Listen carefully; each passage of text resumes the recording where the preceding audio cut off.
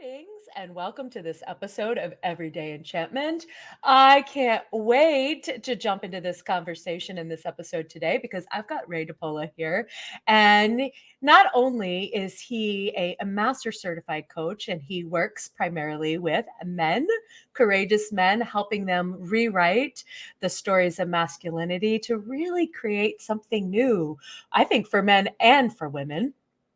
We are bonded together kind of as soul brother and sister around mother nature and animal guides. The two of us in our friendship together have always been gravitating toward, again, just being outside and enjoying all of that intuitive wisdom that comes from being in mother nature. So we are going to talk about that today. We're going to share some stories and give you some practical ideas so that if you are out there or you want to get snuggle up to your animal guides, you will know exactly what to do after listening to this episode.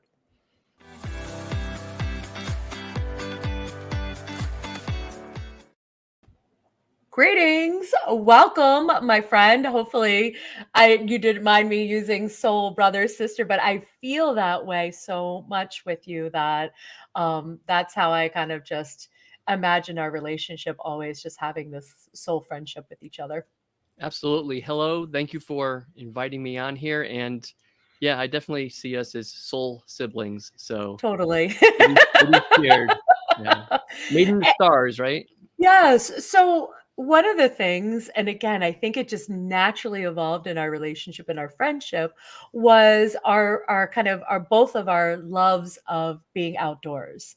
And I would love for you to share again, kind of just how you honor that, like because I know you make space for it. I know you actually really intentionally spend time outside in Mother Nature, spend time. I almost want to say like getting lost a little bit, like not all that wonder, right, or lost, but to really ground and come back to yourself. And I want to hear more about kind of your process or how you make that such a priority in your life. Well, as if you want to live an intentional life, it starts by setting your intentions, by Mhm. making intentional choices, and then following through. So for me, uh, I've learned throughout my life. I grew up and I wasn't really a nature kid. I played Mm. sports, around the neighborhood, but I didn't go into the woods all that much. I certainly didn't go on hikes and things like that. Um, that evolved. But once I, probably as a teenager, started discovering the woods, and I had friends who, I've got one friend who has been a park ranger, and Ooh. he was the biggest, introduction to me directly. So, having another guy who brought me out and sort of showed me the ropes, made me feel safe and comfortable. Mm. Um, he knew his stuff and he was willing to share it with me. And it gave me a safe space in order to explore, to make mistakes, but also just Mhm. discover how healing, how purifying, how calming getting out there is. So absolutely, it is intentional, just about every day. Like Mhm. it takes a lot for me to stop me from getting outside every day. I Like couldn't agree more.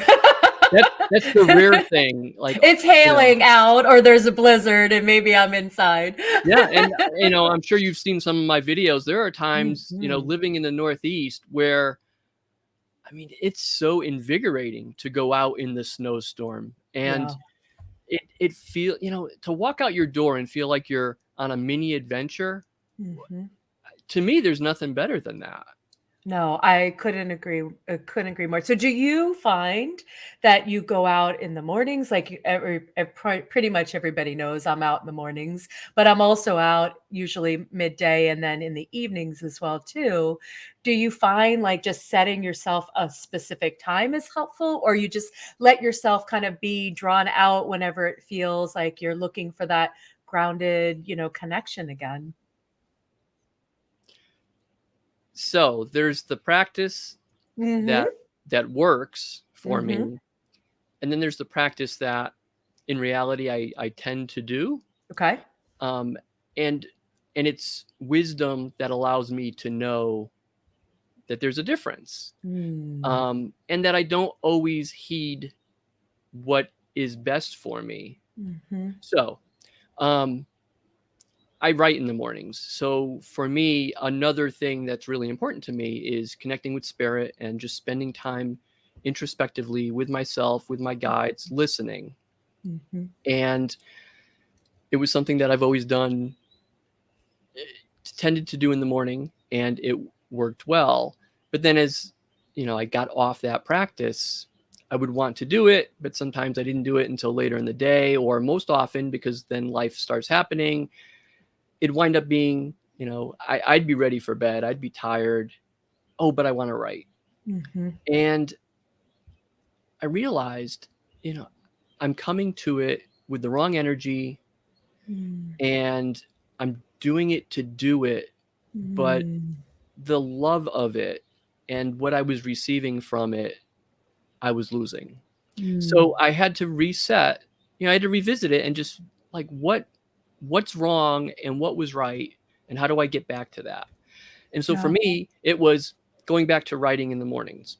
Mm-hmm. Now, another thing that I dreamed about, but I hadn't been doing, was getting outside, going outside on our deck, listening to the birds, watching the sunrise and the sky, whatever, storms may be passing, as long as it's not raining out and I can stay dry.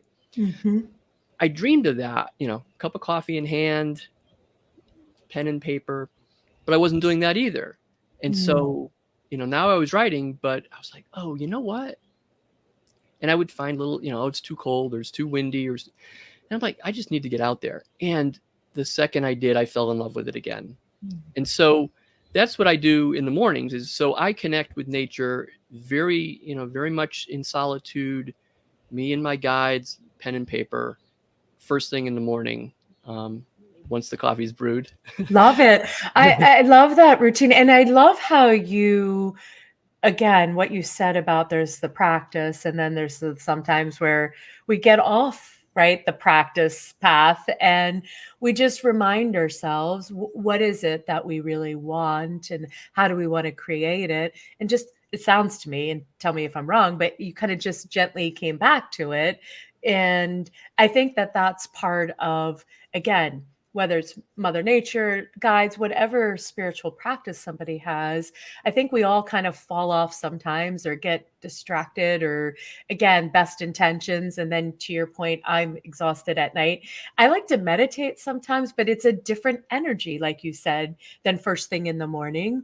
When to me, I'm still a little, there's a dream stateness to it too for me. I don't know if you feel that way. So Yeah. yeah, there's something coming through with a very different energy than at night, which also dream state, but very different with the fatigue and just wanting to rest and really just kind of shut down rather than to be open to like having a conversation and listening and hearing different things. So I love how you kind of just gently did it make it such a big deal and just say, yeah, hey, this is the reality of having a practice for the rest of my life. It's Well, gonna, it's one of those things that I think weave into that work that I'm doing with men. But again, mhm, as you said, I mean, it's not just men, it's everybody. mhm. Um, Shaming ourselves, we can't shame ourselves to our best selves. Yes. It just does not work that way, no matter what Yes. we've been taught, right? Because Mhm. we've certainly been taught that, but it doesn't Mhm. work. So true. So yeah, having that grace to be like, oh, I don't feel the way I want to feel. It's Mhm. not working the way I hoped it would work. So what can I do? But yeah, throwing shame in there, just, Yeah. No. You're yeah, right. We think it's the best motivator because that's what we were taught. It's the worst motivator. It doesn't create any motivation. yeah. It just makes you feel bad. That's my little fast pass. Can we fast pass through the shame and just really decide like you said, like, let's just decide what we want in this moment and what's best going to align with that. The mornings, some people are probably night owls. They're like, yeah, I love to sit and write. And I have had that part of me in life in the past, but not anymore. I have converted to being a morning person, which I think most people who knew me a long time ago would have been shocked and surprised that that has ever happened. But it definitely has been. Again, this to our point of just being in response to our lives in this moment and saying, hey, this really works and this is what is aligning. Who knows, 3 years from now, maybe I will be up at night and doing something different, but allowing that kind of ongoing conversation with ourselves. And if you're talking to your guides, which, me, I love to do that too, you're getting information and insight always that is very present moment. It isn't like, let's go out so far out in the future that you're just pulling yourself from being with Yeah. yourself and right here. Yeah. You're losing yourself in the now. Yeah, absolutely. It's So, interesting, if I may, like, no, go ahead. because I was the same. I was always, I'd stay up late at night, Hmm. you know, felt tired and drained in the mornings. And just like you, I'm sure people who knew me then would be shocked at how I'm living now. But Hmm. I also consider the quality of my life now compared to what the quality of my life was then. Mm. And again, intentionally, it was a shift. How often have we heard, like, oh, if you want something to change, then at least change one thing. Yeah. Start with one thing, change it, do it as an experiment, see what happens. And Hmm. so for me, you know, there was a lot about my life that I didn't like. And again, packing a bunch of shame on top of that wasn't really all that helpful. Didn't really Yeah. help move the needle at all. Or Hmm. it moved it in the wrong direction. And so it was okay, let's try things. And certainly, yeah, getting up in the mornings, heating rest, trying to build good rest hygiene, honoring that Mm. part of me as well. Those have been crucial. And then, yeah, some quiet time. It's interesting that I feel the same way. Like, I think and I hadn't really articulated it or thought about it in this way, but the way you talked about, there's research that shows that right after we wake up, there's still a bit of like we're half in and Mhm. half out. Like, we've got one Mhm. foot still in the rest stage and the dream state. And I think it just, it's intuitive for me that I can hear my guides more when I Yeah. do that. I think also for me, it sets me up for the day. I can, Mm. sometimes I don't do this every day because I would hate it. But Yeah. some days I feel compelled to do the to-do list. Like, that'll be part of my Mm. writing is, what do I want to accomplish today? Mhm. Sometimes it's reflecting on yesterday. Sometimes it's, dreaming into next year or next month. Um, but there is that sort of dreaming quality to it versus when I've written at night, it's a lot of reflection Mhm. and gratitude, which Mhm. are also powerful, but different. So, yeah, Absolutely. I think for what a person feels called to and what their natural energies are, it makes sense to play with, well, when do you want to take a little time out for yourself? Yeah. And I don't know about you, but I know, again, we both have evolved. I mean, everybody's evolving on this planet. To me, I was very much in autopilot mode years ago. So getting up for me was always about when is the last possible second that I can get up, get myself ready, probably grab something to eat and eat it in the car, right, to go to work.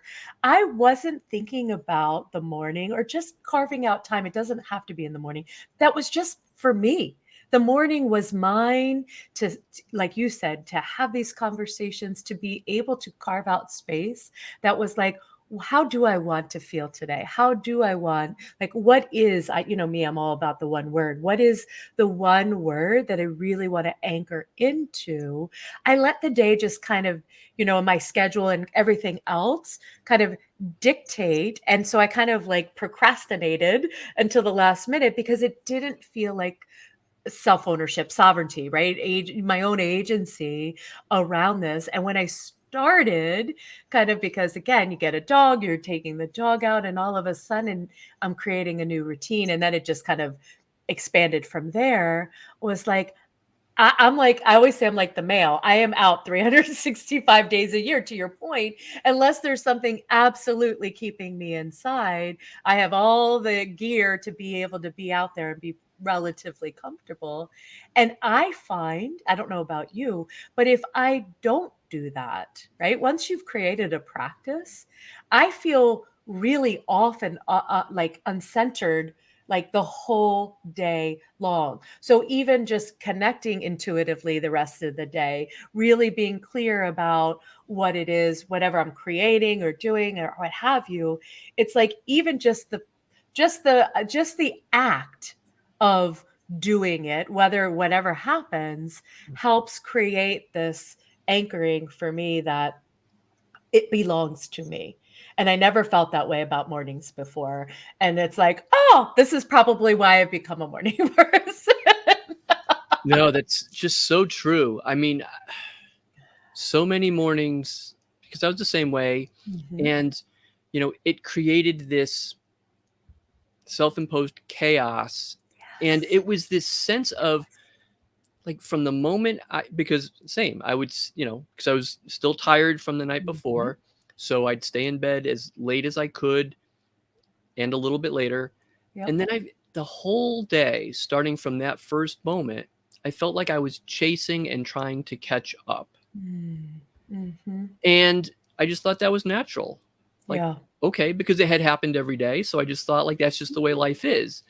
And then, yeah, you disrupt that in some way, like getting a pet who wants to be up or needs to go Mhm. out, Mhm. or, my spouse gets up early in the morning and I choose, part of it was a shift because I want to get up with her. Yeah. I want to see Same. her in the mornings. Same. My Yeah. my spouse is a 4 a.m. up in the morning now. I've kind of tempered that, but yes, I get it. One of us Yeah. had to shift, and I was, for whatever reason, happily shifted into, that morning space. Yeah. Yeah. It wasn't like, oh, you must get, Right. I'm Right. like, I want to, like, I want Yeah. to see you. I want to spend time, in, Mhm. some form. But yeah, what a gift it turned out to be. Yeah. And in mornings, to me, sunrises and sunsets are Mm. just magic time. Mhm. There's such beauty, Mhm. and yeah, it's like this wave of magic stillness that you sit and watch, the actual, like, break of sunrise, Yeah. that moment, and it can take your breath away if you pause long enough to just see that. There's the enchantment, right? Right there. It's nothing we have to do to create something. No. It's being a witness, being part of it, being like just creating that, again, time for ourselves to be in that moment, because I've cried over a sunset or something. Like, it has moved me so emotionally. And it's almost like, I don't know about you, but I like, almost life gets really like the rest of the world gets very blurry sometimes in those moments. And it's those places where I feel kind of equally connected, like all of the world, we're all like this, like the oneness, right? That spiritual people talk about, this oneness. And yet I also feel very much like a part of it as me too, right? Like there's this integration of like humanity and soul or oneness together. And that is why I go, and that is why I prioritize Mother Nature, whether it's the sunrise, sunset, whether it's out with the foxes and the deer. It's always brings me back to those moments of remembering, because it's so easy to forget in this world. It's so easy to get caught up in the hamster wheel of just going and doing it, like you said. And it just, I've decided, like you, that the life that I've created doing it this way is so much more enchanting, fun, just it restorative, right? And it just, I don't see myself ever going back there, because now I look back and go, gosh, I really wasn't happy. I really wasn't. I thought I was doing those things in a way that was going to bring me more joy, and actually it never really did. So it's that, to me, if you're listening right now, it's just making a decision about what it is you really want for yourself and giving yourself permission to create even 5 minutes, 2 minutes. It doesn't have to be, hey, I have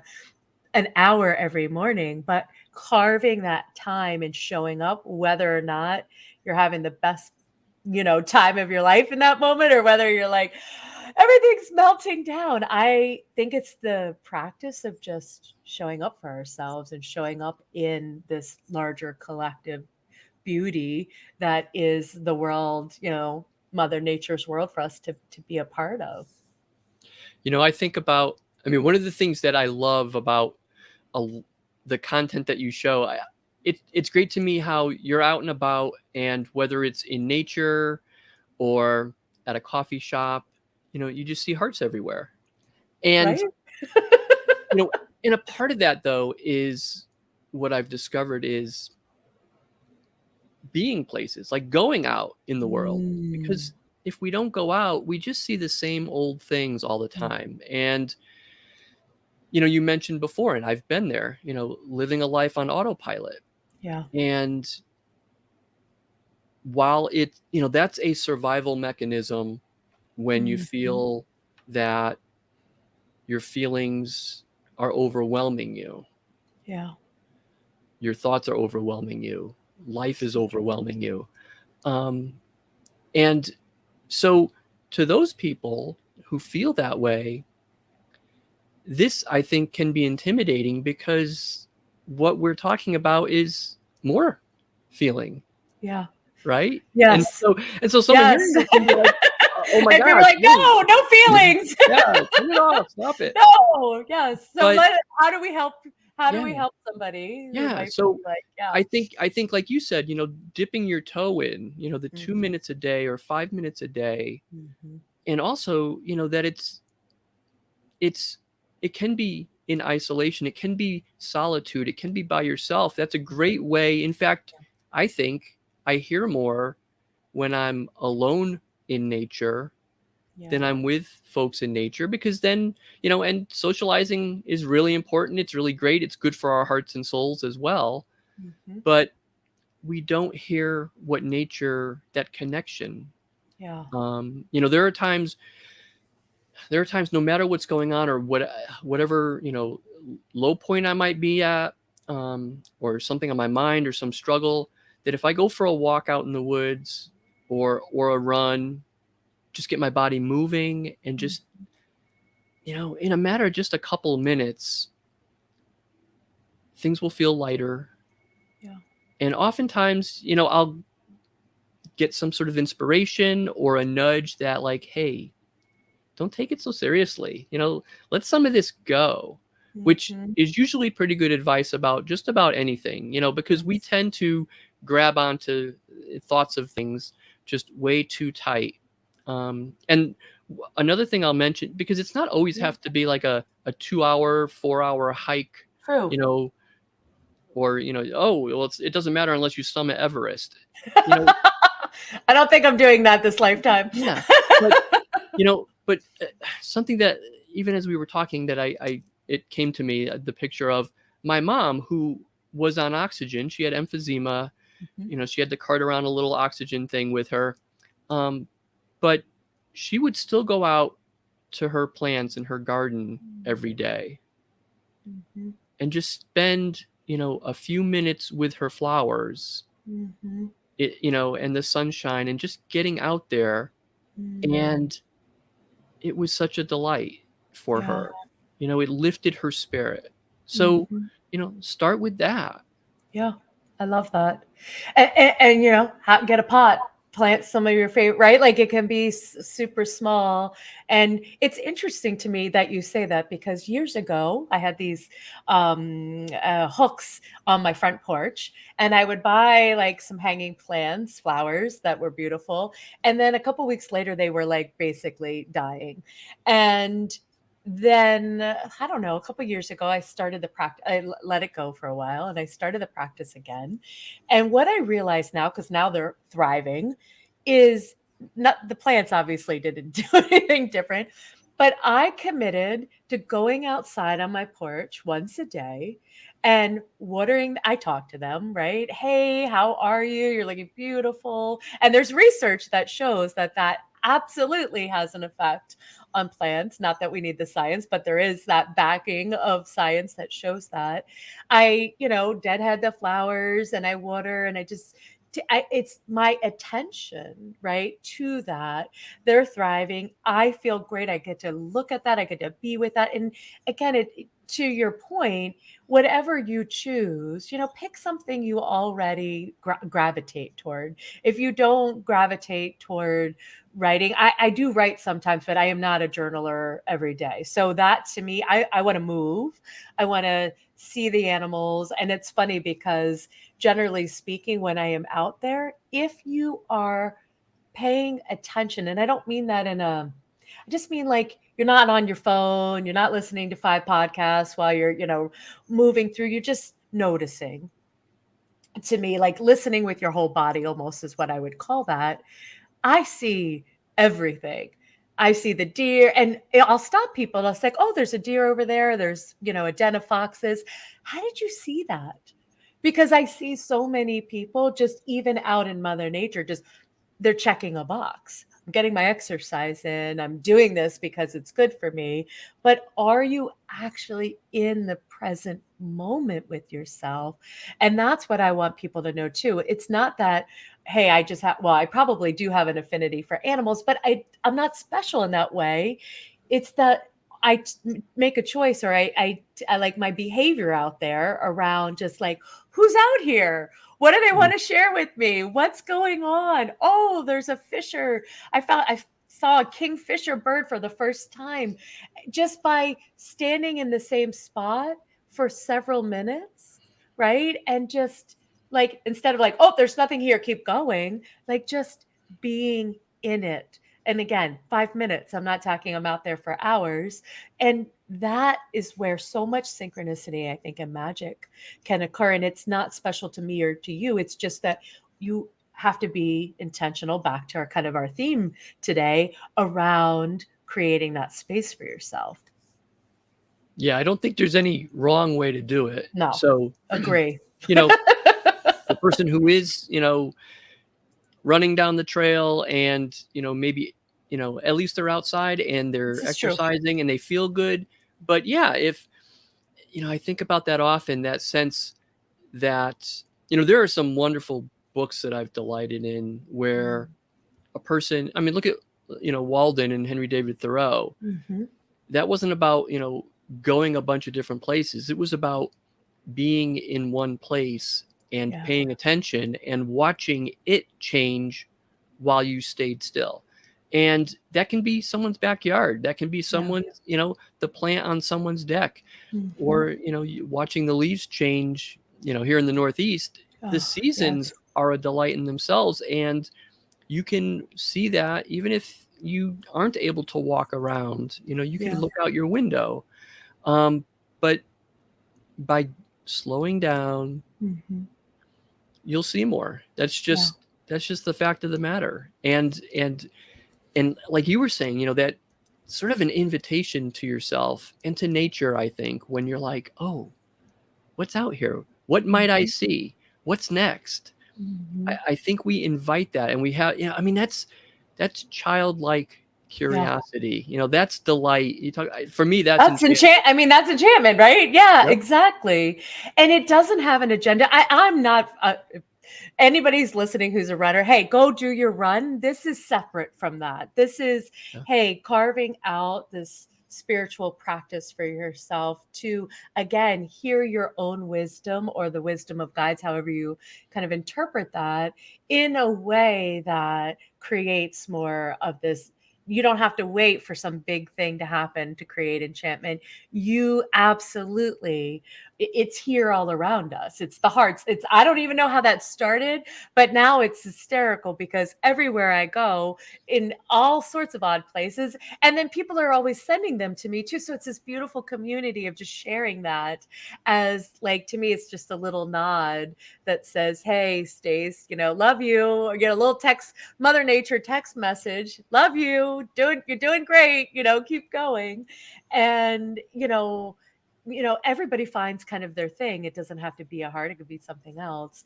And I do have to ask you, I know we're getting a little close to time, but I want to ask you, what is one of your most favorite, because you do live in the Northeast, so you do have beautiful animal guides. Is there an animal right now that you're being drawn to, or is drawn to you, or what are you noticing?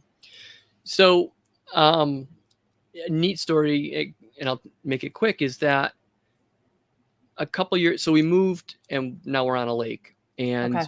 that the first year spotted what I thought actually were bear cubs. I went for a jog, and long story short, but I noticed a hummingbird, and the hummingbird then, because I was watching it, I then noticed these little furry things moving around near our shed, and I thought, uh-oh, bear cubs. Yeah. But they were Don't get too actually close. fox kits, and gray fox kits, and I didn't even know there were gray foxes, but these were gray foxes, and saw them for, I think it was about a week, and then they were gone.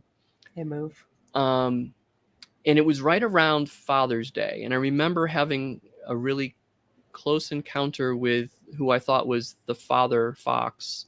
And my dad had passed years ago, and it's around Father's Day that he passed away. And so all of a sudden, here were these foxes, and then this, on Father's Day, seeing this fox, getting a beautiful, quick photograph of him, and then they were gone. And then the pandemic happened, and so everything shut down. So we were home, and so we actually noticed the next year, sort of mom and dad fox getting ready, so in the spring, sort of hanging out, and then we had a family of kits, and we watched them, for weeks. And then last year, no foxes. Not that we saw, and I think we would have known, but they're just no foxes, and it was kind of broke my heart a little bit. Like, I was really looking Yeah. forward to seeing them. Yes, you have this connection, and yeah, it's something absolutely And then we special. got into spring of this year, and I kept looking and, secretly hoping to see the foxes, but we're like wondering, oh, maybe they're just not going to come back. And same thing. There are a couple of bushes that draw the hummingbirds. And so the bushes started blooming, and it's all this chain of events. So the bushes started blooming. All of a sudden I noticed the hummingbird, and I was looking out, watching the hummingbird, and out of the bush emerged a fox.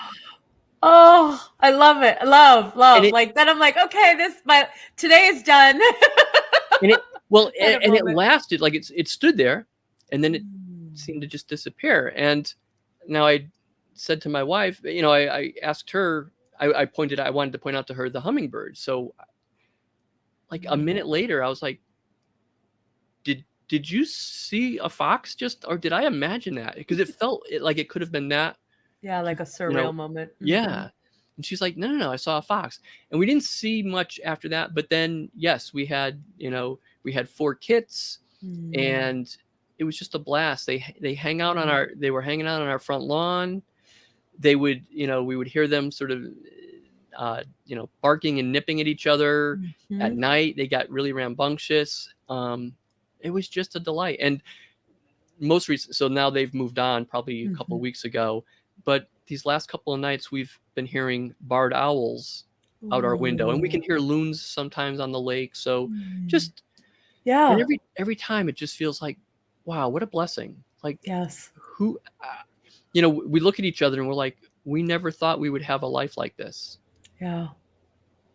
And I think that that's a beautiful thing to say too, right? Like the possibility of, we're always growing and evolving, just like the kids and the family and the moving and it's like allowing yourself whatever it is that you truly want, believing it's possible for yourself. And maybe sometimes you don't know, but just stopping creating that practice where you're just stopping and listening will help you with, you know, the step or whatever, or putting your toe in a way that, connects you to more of what you want. And I think I love the kits too, because to me it ties to this childlike wonder and reminding us about just having more fun and being less serious.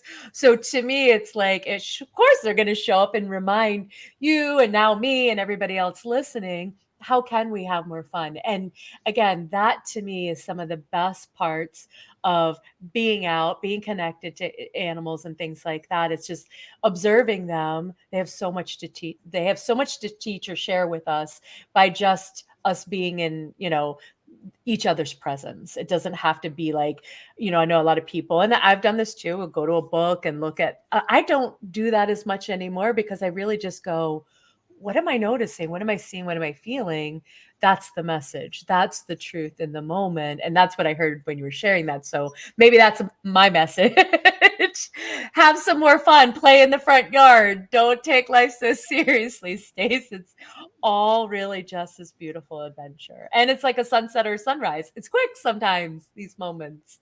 They're fast and you just enjoy them. You don't have to hold on to them. You just enjoy them, trusting and knowing there'll be something delicious in the new moment, right? And something to come. Something I've played with is looking at it, in a similar way to the way we've learned dream analysis, in the Mm, sense, rather than going to a book, like you say, and yeah, necessarily looking it up and say, oh, what are we told that this animal means, or this, right. this scenario means, is looking at, like, well, what was I thinking? What was I doing Mhm, right at the time? What was on my mind? What was I worried about? What was I mhm. asking for Yeah. help with? Mhm. And yeah, it can be as unrelated as, what's my next step in my business? And then Yes. suddenly, boom, oh, Fox Yep. is playing and seeing, like, okay, mom and dad are making sure that the kids are getting fed and they're about business. They had a Mhm. couple of times where, we were too close or paying too much attention. And so I got growled at a couple of times this year. Um, just Oh, just that's as a fun. warning, like, hey, Yeah. I'm doing my job here, Yep. but the kids are playing and they're learning how to hunt and all that. It's like, oh, and I was thinking about, what can I do differently in my business to make a Mhm. change? So, I take that as the message, rather than going to a book and saying, oh, foxes mean this. Right, right.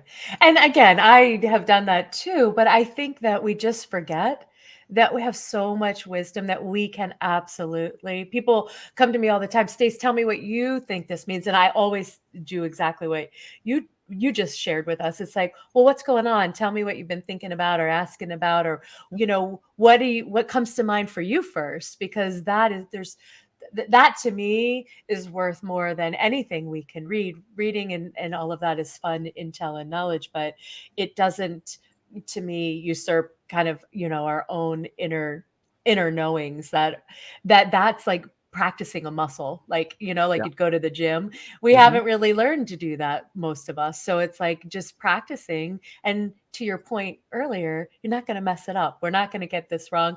If whatever your interpretation feels really true for you in the moment, go with it, because I say, like, that's the beautiful way to be out and be doing this kind of stuff, and not taking it too seriously.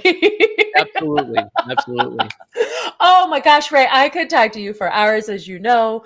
So we will have to have you back on the podcast. I really want to hear more too about Courageous Men and the work you're doing there. So we will have another conversation at some point in the future, if you are game and willing to come and play again on That'd the be great. Yeah. podcast. So I have a feeling people will be interested in, and getting to know you and seeing where you're hanging out. Where can they find you? So my website, my business is Sunrise Journeys. So it's Mhm. sunrisejourneys.com, all one word.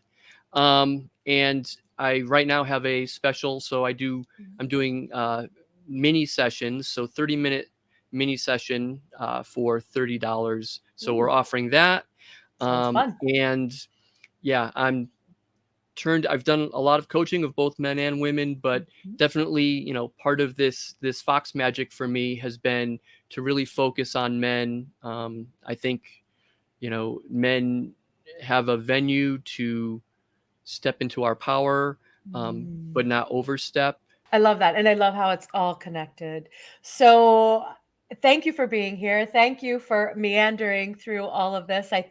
I know I got, some wisdom and insight just in our conversation and remembering about my practice and why I have my practice and not always being so hard on myself if I don't do 30 minutes and it's 5 or 10 minutes. So thank you for reminding me of all those things. And I just can't wait again for us to meet up in the future and continue the conversation. So thank you so much for being here. Thank you. It's always a pleasure to talk with you. So thanks for your time, and thanks to everybody who listened. Ditto. Thank you. That's it for now, loves. Thank you for tuning into this episode. Get all the juicy details and links we've mentioned in the show notes. If learning more about how you can use your own enchantment to live a oh hell yes life, come get your own coaching session with me by going to staceyandon.com and signing up for my homepage. And as always, come chat with me about this topic and all things enchantment in my Facebook group, Everyday Enchantment. See you on the flip side.